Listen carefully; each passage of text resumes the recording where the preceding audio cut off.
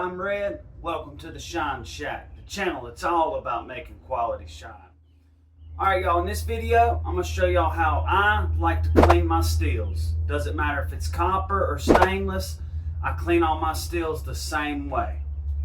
If y'all do a few things for me, please like, subscribe, and tell a friend, guys. It really helps the channel out.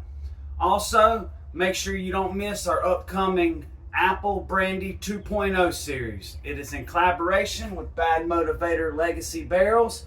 They're awesome barrels. I'll have a link in the description below. Go check out Bad Motivator Barrels and get you one and make an apple brandy along with us, or make some type of whiskey along with us. Hit the comment section and tell me how it went. Let's get to cleaning this steel, y'all. Alright y'all, so a few things I'm going to cover real quick. This method I'm about to show you, or methods I'm about to talk about, it doesn't matter if you have copper or if you have all stainless, or both. This method will work for both copper and stainless. So I recommend with a copper steel, if you run your steel at least once every 10 days, you're fine. After every run, dump your mash out, rinse it out with water, let it dry, it's fine. Copper's kind of like an old cast iron pot. It gets seasoned. You don't want to clean that out. You don't want to throw that away and have to re-season it all over again, because it takes time.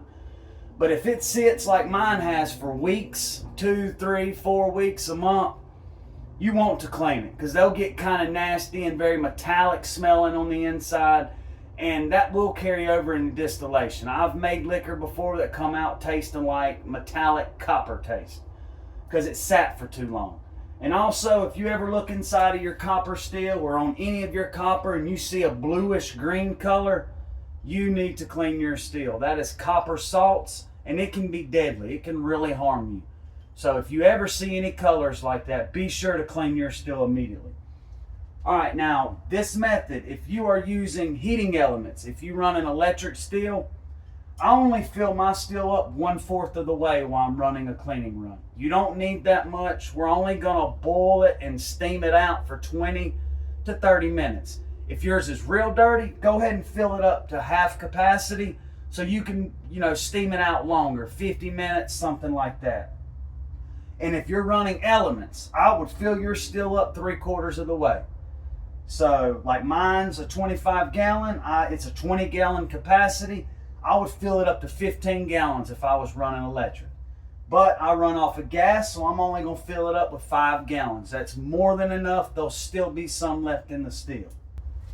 Alright, now when it comes to cleaning the outside of your copper, to polish it, I haven't done it lately. I've decided to let mine get that patina on it. I really like how that patina look.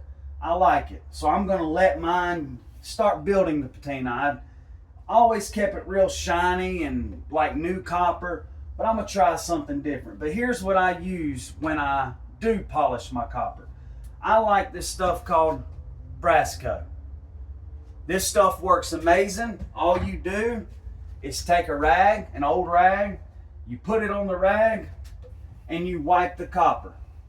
Once it dries, it turns like a crusty white. You take a dry rag and you buff it off. And it works fantastic. It will shine the crap out of it. It works great. You can also use Brasco on stainless steel. To polish stainless steel, it works great. But when you're using Brasco, this stuff has some harsh smelling fumes to it. And do not get it near any of your fittings, like down inside your cap, or in your line arm, or on your unions, any connections. You don't want this stuff in your liquor. This is strictly for the outside of your copper. That's it. I think it works better than 551, but that's another option. You can Google how to make 551, and it's a paste solution.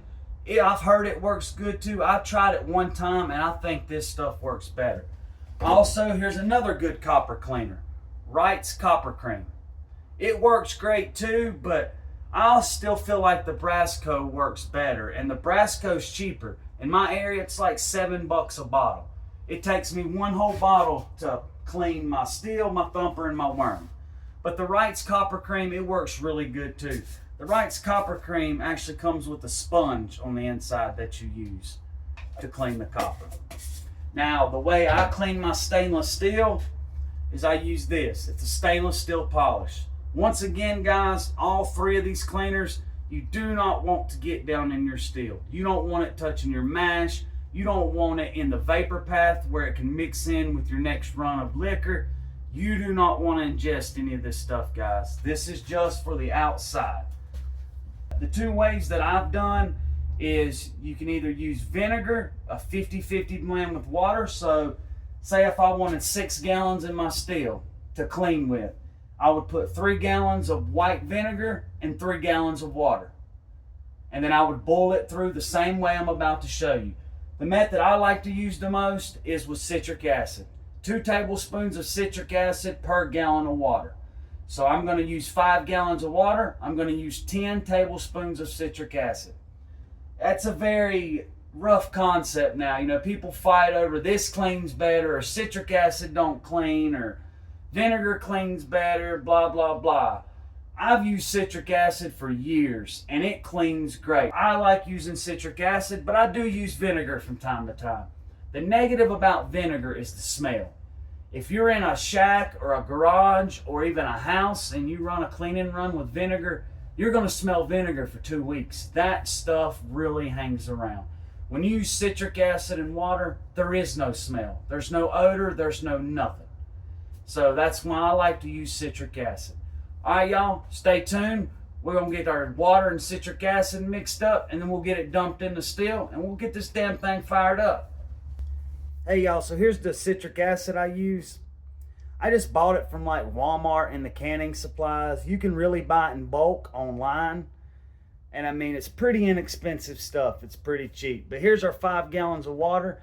It doesn't have to be spring water. It can be tap water, distilled water, bottled water. As long as it's water, it doesn't matter. I've already pre-measured 10 tablespoons. So we're gonna get our citric acid in there.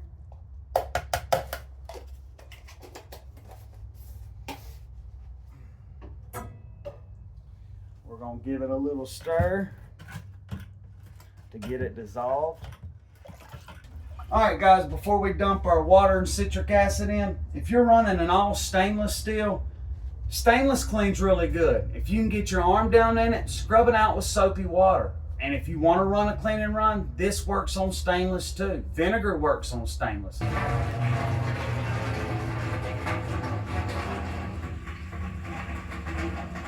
All right, so let's get everything buttoned up, get our tri-clamps on, and we'll get this thing fired up.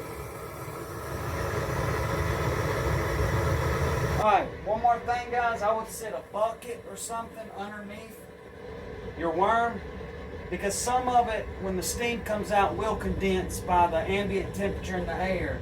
So you want to have something that'll catch that so you don't have a mess coming out. Alrighty, guys, this is what you want. It's boiling steam out of there. You want to keep it running hard, just like this. You want to run it hard for 20 minutes. Alright, so it's off. Now what we're going to do is I'm going to break the steel down. We're going to now take just a hose pipe or a bucket of water, whatever you have. We're just going to rinse the still out. That's all we're going to do. You don't want to leave that citric acid sitting in there. You want to drain what's left and rinse it out. I'll be back, y'all, once I get my still tore down. It's going to be hot, so use gloves. We're going to drain all the citric acid mixture out. You can let it cool if you want to. So I'm going to go dump this and I'm going to let it cool for 10 to 15 minutes. And when I get back, we'll rinse it out. Alrighty, y'all. So I've already rinsed the thumper and the worm. The pot's cool. I'm just going to take just a garden hose and I'm going to rinse it like 2 times and then drain it out. Then I'll let it dry and then I'll put the cap on it. And when my mash is ready, I'll do the run. It's complete, it's clean.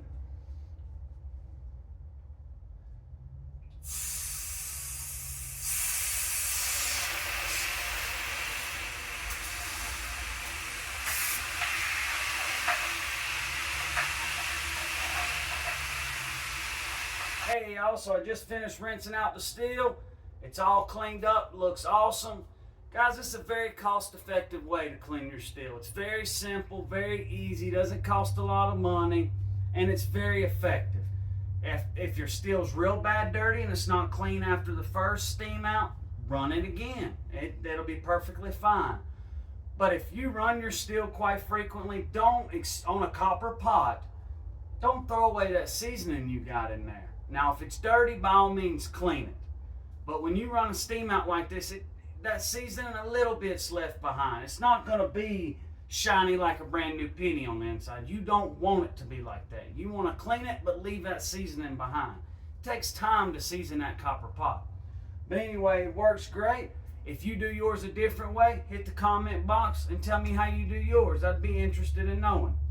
But don't let nobody talk you down if you use vinegar or citric acid. Some people out there just want to stir up drama. They just want to stir shit up. They get off on it. So don't let them tell you how to do anything. It's your steel, it's your liquor, it's your life. Do what you want to do, guys. Alrighty, so be sure to check out our next week's series, the Apple Brandy 2.0.